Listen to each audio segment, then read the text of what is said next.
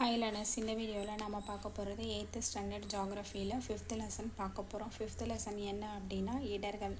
இதில் மொத்தம் எத்தனை கேள்விகள் அப்படின்னா மொத்தம் 146 கேள்விகள் வந்துட்டு பார்க்க போகிறோம். ப்ளஸ் இந்த லெசனில் வரக்கூடிய புக் பேக்கும் சேர்த்து இந்த வீடியோவில் பார்த்துடலாம்.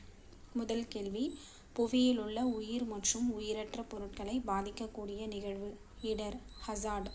2, ஒரு பொருளோ நபரோ நிகழ்வோ அல்லது காரணியோ மக்கள் அல்லது கட்டமைப்புகள் மற்றும் பொருளாதார வளங்களுக்கு அச்சுறுத்தலாகவும் இழப்பு ஏற்படுத்தும் வகையிலும் அமைந்தால் அது இடர். 3, ஹசார்ட் என்ற சொல் எந்த சொல்லிலிருந்து தோன்றியது? ஹாசட். 4, ஹாசட் என்பது எம்மொழிச் சொல், பிரெஞ்சு. 5வது கேள்வி, ஹாசட் எனும் பிரெஞ்சு சொல்லின் பொருள் ஒரு பகடை விளையாட்டு. 6வது கேள்வி, ஹசார்ட் என்னும் சொல் அரபு மொழியில் எவ்வாறு அழைக்கப்படுகிறது? அஸ் சஹர். 7வது கேள்வி, ஹசார்ட் எனும் சொல் ஸ்பானிய மொழியில் எவ்வாறு அழைக்கப்படுகிறது? அசார். 8வது கேள்வி, பாக்ஸில் இருக்கக்கூடிய டேட்டா, மனித உயிர்கள் மற்றும் உடைமைகளுக்கு அச்சுறுத்தலை உருவாக்கும் இயற்கையான நிகழ்வுகள் இயற்கை இடர்கள். 9வது கேள்வி, பேரிடர்களின் எண்ணிக்கை மற்றும் தீவிரம் அடைவது அதிகரிப்பதற்கு காரணம் மனித செயல்கள். 10, மனிதர்கள் இயற்கையை கையாளும் தன்மையை பொறுத்து அமைவது இடர்கள். 11, வரையறுக்கப்பட்ட பகுதியில் ஒரு குறிப்பிட்ட காலத்தில் நிகழும் ஒரு அபாயகரமான நிகழ்வு பேரிடர்.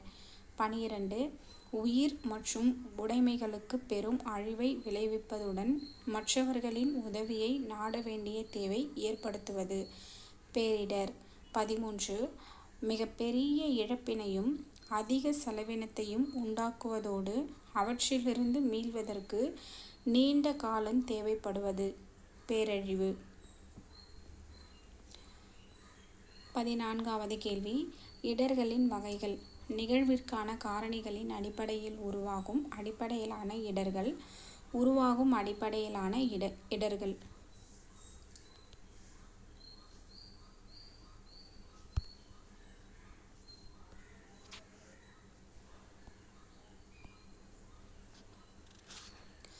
அடுத்து 15, நிகழ்விற்கான காரணிகளின் அடிப்படையிலான இடர்கள் எத்தனை பெரும் பிரிவுகளாக வகைப்படுத்தலாம்? 3. 16, 3 வகையான நிகழ்விற்கான காரணிகளின் அடிப்படையிலான இடர்கள் இயற்கையினால் ஏற்படும் இடர்கள், மனித செயல்களால் உருவாக்கப்படும் இடர்கள், சமூக இயற்கை காரணிகளால் ஏற்படும் இடர்கள். 17, எந்த இடங்களில் மனிதனின் பங்கு இருப்பதில்லை இயற்கையால் ஏற்படும் இடர்களில். 18, இயற்கை இடர்பாடுகளுக்கு முக்கிய உதாரணங்கள் நில அதிர்வு, வெள்ளப்பெருக்கு, சூறாவளி, புயல்கள், வறட்சி, நிலச்சரிவு, சுனாமி, எரிமலை வெடிப்பு. 19, மனிதர்களின் விரும்பத்தகாத நடவடிக்கைகளின் மூலம் ஏற்படும் இடர்கள் மனிதனால் உருவாக்கப்படும் இடர்கள். 20வது கேள்வி, தொழிற்சாலைகளின் இரசாயன கழிவு அல்லது எண்ணெய் கசிவு அல்லது திட்டமிடப்பட்ட செயல்பாடுகளின் விளைவாக ஏற்படும் விபத்துக்கள் மனிதனால் உருவாக்கப்படும் இடர்கள்.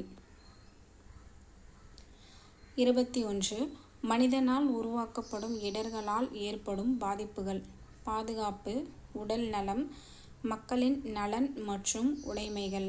22, மனிதனால் உருவாக்கப்படும் இடர்களுக்கு சில உதாரணங்கள் குண்டு வெடிப்புகள், அபாயகரமான கழிவுகள், காற்று, நீர், நிலம் மாசடைதல், அணைக்கட்டு உடைதல், போர், உள்நாட்டு கலவரங்கள், தீவிரவாத செயல்கள். 23, இயற்கை சக்திகள் மற்றும் மனிதனின் தவறான செயல்பாடுகள் இணைவதன் மூலம் ஏற்படுவது சமூக இயற்கை இடர்கள் அல்லது பகுதி இயற்கை இடர்கள். 24வது கேள்வி, ஆறுகளின் நீர்பிடிப்பு பகுதிகளில் உள்ள மரங்களை கண்மூடித்தனமாக அழிப்பதால் அடிக்கடி ஏற்படுவது வெள்ளப்பெருக்கு மற்றும் வறட்சி.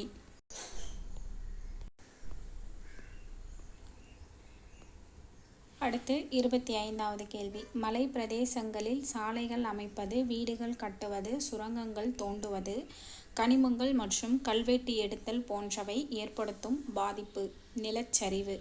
26, சதுப்பு நிலக்காடுகள் அழிக்கப்படுவதால் கடற்கரை பகுதிகளில் ஏற்படும் இடர் சூறாவளி அலைகள். 27வது கேள்வி. பெரும்பாலான பெருநகரங்களில் ஒரு பெரும் பிரச்சனையாக இருப்பது பனிப்புகை. 28.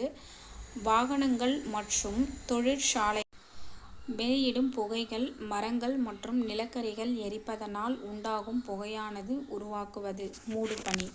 29. மூடுபனி அடர் மூடுபனியுடன் சேர்வதால் உண்டாவது பனிப்புகை. 30வது கேள்வி. மூடுபனி அடர் மூடுபனியுடன் சேர்வதால் பனிப்புகை உண்டாக்கி பாதிக்கப்படுவது உடல்நலம். 31. உருவாகும் அடிப்படையில் ஏற்படும் இடர்கள் எத்தனை வகையாக பிரிக்கப்படுகிறது? 8. 32. உருவாகும் அடிப்படையில் ஏற்படும் 8 வகையான இடர்கள். வளிமண்டலத்தால் ஏற்படும் இடர்கள், நிலவியல் சார்ந்த இடர்கள், நீரியல் தொடர்பான இடர்கள், எரிமலை சார்ந்த இடர்கள், சுற்றுச்சூழல் சார்ந்த இடர்கள், உயிரியல் சார்ந்த இடர்கள், தொழில்நுட்பம் சார்ந்த இடர்கள், மனித தூண்டுதலால் ஏற்படும் இடர்கள். 33. வளிமண்டலத்தால் ஏற்படும் இடர்கள் சூறாவளி, இடியுடன் கூடிய புயல், மின்னல், சுழல் காற்று, பனிச்சரிவு, வெப்ப அலைகள், மூடுபனி, காட்டுத்தீ. 34.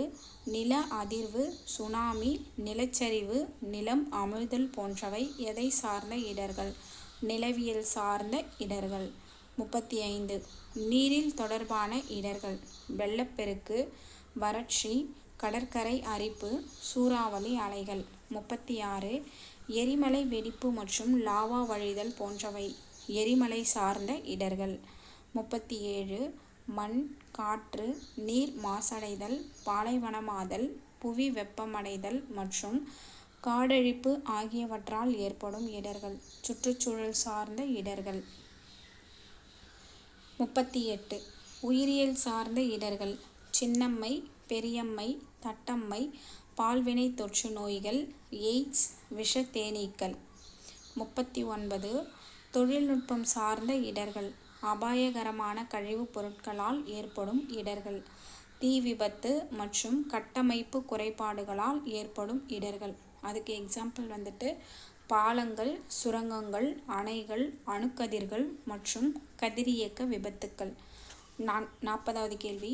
மனித தூண்டுதலால் ஏற்படும் இடர்கள் தீவிரவாதம், குண்டுவெடிப்பு, போக்குவரத்து விபத்துக்கள். அடுத்து போர் மற்றும் உள்நாட்டு கலவரம். புவியின் மேலோட்டில் திடீரென ஏற்படும் கடும் அதிர்வு நில அதிர்வு. 42வது கேள்வி. தோன்றும் மையத்திலிருந்து அனைத்து திசைகளிலும் தொடர்ச்சியான அதிர்வு அலைகளை ஏற்படுத்துவது நில அதிர்வு. 43வது கேள்வி. தொழில்நுட்பத்தை பயன்படுத்தி நில அதிர்வு மண்டலங்கள் எவ்வாறு கண்டறியப்படுகின்றன? நிலவியல் அமைப்பு, கடந்த காலங்களில் ஏற்பட்ட நில அதிர்வு, அதிர்வலைகளின் தன்மைகள். 44வது கேள்வி. இந்தியாவை 5 நில அதிர்வு மண்டலங்களாக வகைப்படுத்தி இருப்பது இந்திய தர நிர்ணய நிறுவனம். 45. இந்திய தர நிர்ணய நிறுவனம் வகைப்படுத்திய பிரிவுகள் மண்டலம் 1, மண்டலம் 2, மண்டலம் 3, மண்டலம் 4, மண்டலம் 5. 46. இந்தியாவின் எப்பகுதியும் எதற்கு கீழ் வகைப்படுத்தப்படவில்லை? மண்டலம் 1. 47. பாக்ஸில் இருக்கக்கூடியது மண்டலம் 5இன் அபாயத்தன்மை மிக அதிகம். 48. மண்டலம் 4இன் அபாயத்தன்மை அதிகம். 49. மண்டலம் 3இன் அபாயத்தன்மை மிதமானது. 50வது கேள்வி. மண்டலம் 2இன் அபாயத்தன்மை குறைவு. 51. மண்டலம் 5இல் வரும் இந்திய பகுதிகள் வடகிழக்கு இந்தியா, ஜம்மு காஷ்மீரின் சில பகுதிகள், இமாச்சல பிரதேசம், உத்தராகண்ட், குஜராத்தின் ராணாப் கட்ச், வடபீகார், அந்தமான் நிக்கோபார் தீவுகள். 52. மண்டலம் 4இல் உள்ள இந்திய பகுதிகள் ஜம்மு காஷ்மீரின் பிற பகுதிகள், புதுடெல்லி, வட உத்தரப்பிரதேசம், பீகார், சிக்கிம், மேற்கு வங்கம், குஜராத்தின் சில பகுதிகள், மேற்கு கடற்கரை ஒட்டியுள்ள மகாராஷ்டிராவின் சில பகுதிகள், ராஜஸ்தான். 53 மண்டலம் 3இல் இருக்கும் இந்திய பகுதிகள். கேரளா, கோவா, லட்சத்தீவுகள், உத்தரப்பிரதேசத்தின் சில பகுதிகள், குஜராத் மற்றும் மேற்கு வங்காளத்தின் சில பகுதிகள், ராஜஸ்தான், மத்திய பிரதேசம், பீகார், ஜார்க்கண்ட், சத்தீஸ்கர், மகாராஷ்டிரா, ஆந்திர பிரதேசம், தமிழ்நாடு, கர்நாடகா. அப்போ தமிழ்நாடு எந்த மண்டலத்தில் இருக்குது அப்படின்னா மண்டலம் 3. 54 மண்டலம் 2இல் வரும் இந்திய பகுதிகள். நாட்டின் பிற பகுதிகள். 55 கனமழை மற்றும் கடல்களில் உருவாகும் பேரலைகளால் புவியின் மேற்பரப்பின் ஒரு பகுதி மட்டும் நீரினால் மூழ்கடிக்கப்படுதல் வெள்ளப்பெருக்கு. 56 வெள்ளப்பெருக்கு ஏற்படுவதற்கான முக்கிய காரணங்கள். வானிலையில் காரணங்கள், இயற்கை காரணங்கள், மனித காரணங்கள். 57வது கேள்வி வெள்ளப்பெருக்கு ஏற்படுவதற்கான வானிலையியல் காரணங்கள். கனமழை, அயன மண்டல சூறாவளிகள், மேக வெடிப்பு. 58வது கேள்வி வெள்ளப்பெருக்கு ஏற்படுவதற்கான இயற்கை காரணிகள். பரந்த நீர்பிடிப்பு பகுதிகள், போதிய வடிகால் அமைப்பு இல்லாமை. 59 வெள்ளப்பெருக்கு ஏற்படுவதற்கான மனித காரணிகள். காடழிப்பு, வண்டல் படிவுகள், முறையற்ற வேளாண் முறைகள், முறையற்ற நீர்ப்பாசன முறைகள், அணைகள் உடைதல், நகரமயமாக்கல். 60வது கேள்வி இந்தியாவில் வெள்ளப்பெருக்கு பாதிப்பிற்கு உள்ளாகும் பகுதிகள். பஞ்சாப், ஹரியானா, உத்தரப்பிரதேசம், வட பீகார், மேற்கு வங்காளத்தை உள்ளடக்கிய கங்கை சமவெளி, பிரம்மபுத்திரா பள்ளத்தாக்கு. 61வது கேள்வி அடிக்கடி வெள்ள பாதிப்புக்கு உள்ளாகும் இந்தியாவின் இதர பகுதிகள். கடலோர ஆந்திரம், ஒடிசா, குஜராத்தின் தென்பகுதி. 62 வளிமண்டலத்தில் குறைந்த காற்றழுத்த பகுதிகளில் சுழலும் வலிமையான காற்று சூறாவளி புயல் காற்று. 63வது கேள்வி சூறாவளி புயல் காற்று வட அரைக்கோளத்தில் எந்த திசையில் சுழலும்? கடிகாரத்தின் எதிர் திசையில். 64 சூறாவளி புயல் காற்று தென்னரைக்கோளத்தில் எந்த திசையில் சுழலும்? சுழலும் கடிகார திசையில். 65 அயன மண்டல சூறாவளிகள் கடும் காற்று, பேரலைகள் மற்றும் கனத்த மழையால் ஏற்படுவது வெள்ளப்பெருக்கு. 66 சூறாவளிகளின் போது காற்றின் வேகம் மணிக்கு எவ்வளவு வீசக்கூடும்? மணிக்கு 200 கிலோமீட்டர் வேகத்தில். 67 சூறாவளி புயல்களின் போது நாளொன்றுக்கு பெய்யும் மழையின் அளவு 50 சென்டிமீட்டர். 68வது கேள்வி வெப்பமண்டல சூறாவளிகளின் காரணமாக திடீரென்று ஏற்படும் கடல் நீர் எழுச்சி புயல் அலை. 69 புயல் அலை எங்கு அதிகமாக காணப்படுகிறது? ஆழமற்ற கடலோர பகுதிகளில். 70 புயல் அலைகளால் பாதிப்பிற்கு உள்ளாகும் கிழக்கு கடற்கரை பகுதிகள். ஒடிசாவின் வடபகுதி மற்றும் மேற்கு வங்காள கடற்கரை, ஓங்கோல் மற்றும் மசூலிப்பட்டினம் இடையே அமைந்துள்ள ஆந்திர கடற்கரை, தமிழக கடற்கரை. 13 கடலோர மாவட்டங்கள். நாகப்பட்டினம் மற்றும் கடலூர் மாவட்டம்.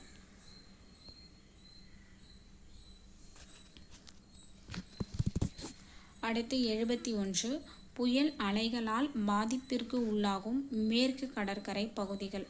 மகாராஷ்டிரா கடற்கரை, வட ஹர்னாயர், தென் குஜராத்தை ஒட்டிய கடற்கரை பகுதி மற்றும் காம்பே வளைகுடாவை சுற்றியுள்ள கடற்கரை பகுதிகள். கட்ச் வளைகுடா சுற்றியுள்ள கடலோர பகுதி.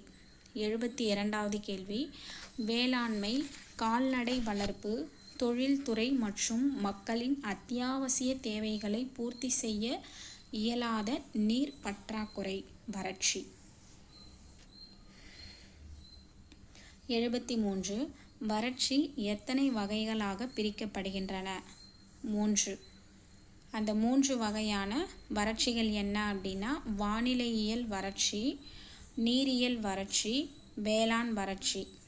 74 ஒரு குறிப்பிட்ட காலத்தில் மழையின் அளவு ஒரு குறிப்பிட்ட அளவை விட குறைவாக பெய்திருக்கும் சூழல் வானிலையியல் வறட்சி. 75 நீரோடைகள், ஆறுகள் மற்றும் நீர்த்தேக்கங்களில் நீரின் அளவு குறைந்து காணப்படும். சூழல் நீரியல் வளர்ச்சி. 76 நீரியல் வறட்சி எத்தனை வகைகளாக பிரிக்கப்படுகின்றன? 2 வகைகளாக. 77 2 வகையான நீரியல் வறட்சி: புவி மேற்பரப்பு நீர் வறட்சி, நிலத்தடி நீர் வறட்சி. 78 மழை பற்றாக்குறை காரணமாக வேளாண் பயிர்கள் பாதிப்புக்குள்ளாகும் நிலை, வேளாண் வறட்சி. 79 இந்தியாவில் பருவமழை பொய்ப்பதால் ஏற்படுவது வறட்சி. 80வது கேள்வி: பொதுவாக இந்தியாவில் பருவமழை எவ்வாறு பொழிகிறது? சமச்சீரற்ற நிலையில். அடுத்து 81 பாக்ஸில் இருக்கக்கூடிய டேட்டா. நாட்டில் வறட்சியால் பாதிக்கப்படும் பகுதிகள் 1/3 பகுதிகள். 82 நாட்டின் 1/3 பகுதிகள் வறட்சியால் பாதிக்கப்படுகின்றன. அது எத்தனை சதவீதம் நிலப்பரப்பை கொண்டது? 16%. 83 நாட்டின் 1/3 பகுதிகள் வறட்சியால் பாதிக்கப்படுகின்றன.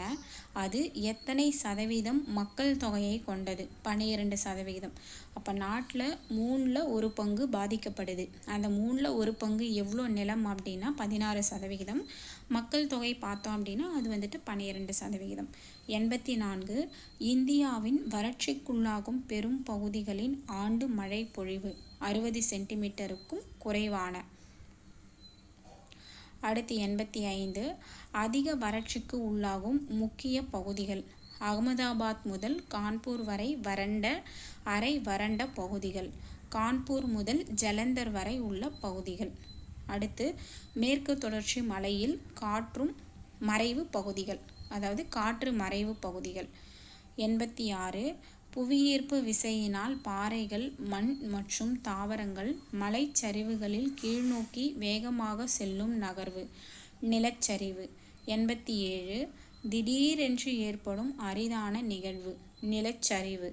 88 நிலச்சரிவு ஏற்படுவதற்கான காரணங்கள்: பலவீனமான தளர்ந்த நில அமைப்பு, காடழிப்பு, நில அதிர்வு, எரிமலை வெடிப்பு, சுரங்கம் தோன்றுதல், மலை பிரதேசங்களில் சாலைகள் மற்றும் இருப்பு பாதைகளின் கட்டுமானம். 89 இந்தியாவில் எத்தனை சதவீதம் நிலப்பரப்பு நிலச்சரிவு அபாயத்திற்கு உள்ளாகும்? 15% நிலப்பரப்பு. 90வது கேள்வி: நிலச்சரிவுகள் எங்கு அதிகமாக காணப்படுகின்றன? இமயமலைச் சரிவுகள், மேற்கு தொடர்ச்சி மலைச்சரிவுகள், ஆற்று பள்ளத்தாக்கு பகுதிகளில். 91 தமிழ்நாட்டில் நிலச்சரிவால் அதிகம் பாதிக்கக்கூடிய பகுதிகள்: கொடைக்கானல், திண்டுக்கல் மாவட்டம், உதகமண்டலம், நீலகிரி மாவட்டம். 92 கடலடி நில அதிர்வு, கடலடி நிலச்சரிவு மற்றும் எரிமலை வெடிப்பு ஆகியவற்றின் காரணமாக கடலில் ஏற்படும் பேரலை, சுனாமி. 93 சுனாமி பேரலைகள் பொதுவாக கடற்கரை பகுதிகளில் பயணிக்கும் வேகம் சுமார் 640 கிலோமீட்டரிலிருந்து 960 கிலோமீட்டர் வரை வேகம் வரை. 94 கடலோர வாசிகளுக்கு பேராபத்தை ஏற்படுத்துவது, சுனாமி. 95 பாக்ஸில் இருக்கக்கூடிய டேட்டா. சுனாமி என்பது எம்மொழி சொல், ஜப்பானிய சொல். 96 ஜப்பானிய சொல்லான சுனாமியில் சு என்பதன் பொருள் துறைமுகம். 97 ஜப்பானிய சொல்லான சுனாமியில் நாமி என்பதன் பொருள் அலை. 98 இந்திய பெருங்கடலில் சுனாமி எப்போது ஏற்பட்டது? 2004. 99 2004இல் இந்திய பெருங்கடலில் ஏற்பட்ட சுனாமி எப்பொழுது இந்தோனேஷியாவின் சுமத்ரா கடற்கரையை தாக்கியது? டிசம்பர் 26. நேரம் காலை 7:59 மணிக்கு. 100வது கேள்வி: டிசம்பர் 26, 2004ஆம் ஆண்டு ஏற்பட்ட சுனாமியின் ரிக்டர் அளவு.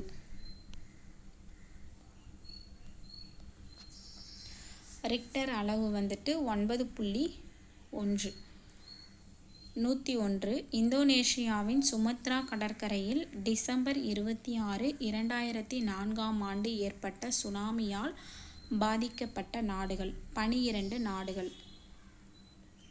102 டிசம்பர் 26, 2004 ஏற்பட்ட சுனாமியால் இறந்தவர்கள் 2,25,000 மக்கள்.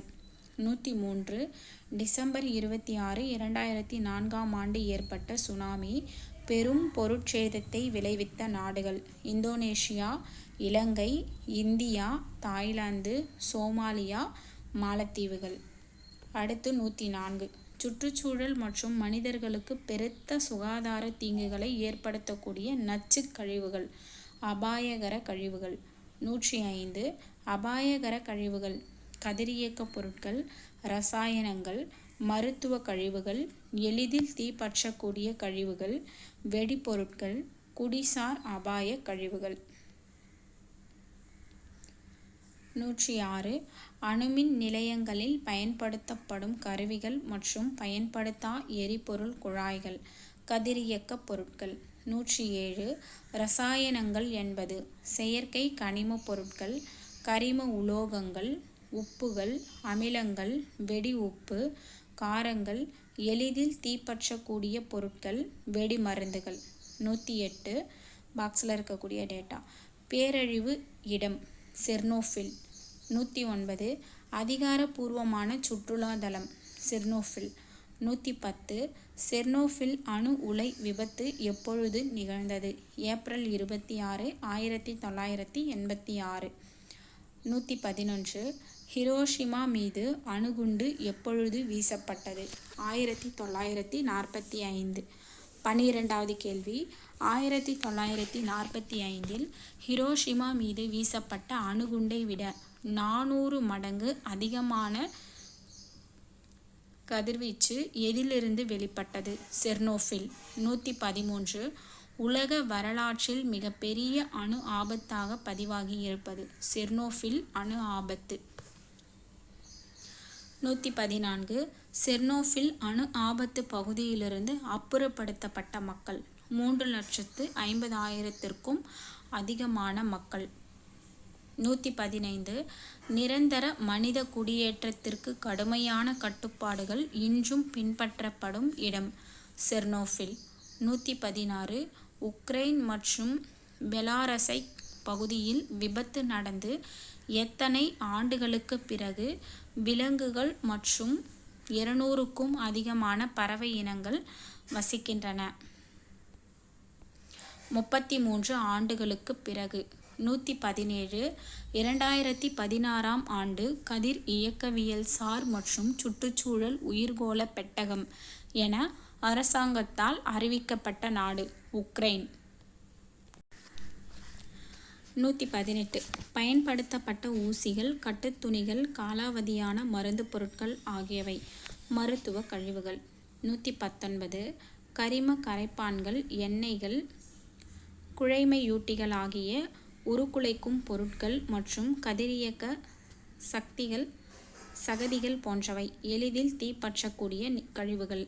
120 படைக்கலன் உற்பத்தி கழிவு மற்றும் சில தொழிலக வாயு கழிவுகள் போன்றவை வெடிபொருட்கள். 121 குடிசார் அபாயகர கழிவுகள் என்பது பூச்சிக்கொல்லிகள், எண்ணெய் கழிவுகள், வாகன மின்கலன்கள், குடிசார் மின்கலன்கள். 122 பல வாயுக்களின் கலவை காற்று. 123 காற்றில் முக்கிய வாயு நைட்ரஜன். 124 காற்றில் நைட்ரஜனின் அளவு 78.09%. 125 நைட்ரஜனின் பயன்கள் உரங்கள் தயாரிப்பதற்கு, காற்றை மந்தமாக்குவதற்கு. 126 காற்றில் ஆக்சிஜனின் அளவு 20.95%. 127 சுவாசிக்க பயன்படும் வாயு ஆக்சிஜன். 128 காற்றில் கார்பன் டை ஆக்சைடு சதவிகிதம் 0.03%. 129 ஒளிச்சேர்க்கைக்கு பயன்படுவது கார்பன் டை ஆக்சைடு. 130 வளிமண்டலத்தில் உள்ள வேறு சில வாயுக்கள் argon, neon, helium, krypton, hydrogen, ozone, methane. 131 வாயுக்களை தவிர வளிமண்டலத்தில் காணப்படுவது நீராவி மற்றும் துகள்கள். 132. உட்புற அல்லது வெளிப்புற காற்றானது சில வாயுக்கள் மற்றும் திடப்பொருட்களின் சேர்க்கையால் அதன் இயற்கை பண்புகள் மற்றும் காற்றின் சதவீதங்கள் மாறுபடுவது காற்று மாசுபடுதல். 133. காற்று மாசுபடுத்திகளை எவ்வாறு வகைப்படுத்தலாம்? முதன்மை நிலை மாசுபடுத்திகள், இரண்டாம் நிலை மாசுபடுத்திகள். 134. ஒரு மூலத்திலிருந்து நேரடியாக வெளியேற்றப்படும் மாசு முதன்மை மாசுபடுத்திகள். 135. முதன்மை மாசுக்கள் வளிமண்டலத்தில் வினைபுரிவதால் உருவாகுபவை இரண்டாம் நிலை மாசுபடுத்திகள். 136. முதன்மை மாசுபடுத்திகள் sulphur dioxide, nitrogen oxide, carbon dioxide, துகள்ம பொருட்கள். மற்ற முதன்மை மாசுபடுத்திகள். 137. இரண்டாம் நிலை மாசுபடுத்திகள் தரைமட்ட ஓசோன், பனிப்புகை. 138. நீரின் இயற்பியல், வேதியியல் மற்றும் உயிரியல் பண்புகளில் ஏற்படும் மாற்றம் நீர் மாசு. 139. மனித மற்றும் நீர்வாழ் உயிரினங்களுக்கு தீங்கு விளைவிப்பது நீர் மாசு. 140. இந்தியாவில் நீண்ட காலமாகவே அதிகமாக நடைபெற்று வருவது நீர் மாசடைதல். 141. அதிக அளவில் மாசுபடுத்தப்பட்டு வருவது மேற்பரப்பு நீர் மற்றும் நிலத்தடி நீர்நிலைகள். 142. இந்தியாவில் நீர் மாசடைதலுக்கான முக்கிய காரணங்கள் நகரமயமாக்கல், தொழிற்சாலை கழிவுகள், கழிவு நீர், வேளாண் நீர் வழிந்தோடல் மற்றும் முறையற்ற வேளாண் நடைமுறைகள், கடல் நீர் உட்புகுதல், திண்ம கழிவுகள். அடுத்த பாக்ஸில் இருக்கக்கூடிய டேட்டா. பெரும் சுற்றுச்சூழல் பேரழிவு காரணமாக இந்தியாவில் 2017 ஆண்டு வரையிலான இறந்தவர்களின் எண்ணிக்கை 10 ஆண்டுகளில் சுமார் 22,000 பேர். 144. கடந்த 20 ஆண்டுகளில், அதாவது 1998 முதல் 2017 வரை உலகில் மோசமான வானிலை நிகழ்வுகளால் இறந்தவர்களின் எண்ணிக்கை 5 லட்சத்திற்கும் மேற்பட்ட மக்கள். 145. கடந்த 20 ஆண்டுகளில் உலகில் சுமார் 5 லட்சத்திற்கும் மேற்பட்ட மக்கள் மோசமான வானிலை நிகழ்வுகளால் இறந்துள்ளனர் என்று கூறும் அறிக்கை உலகளாவிய காலநிலை இடர் குறியீட்டு அறிக்கை. 146.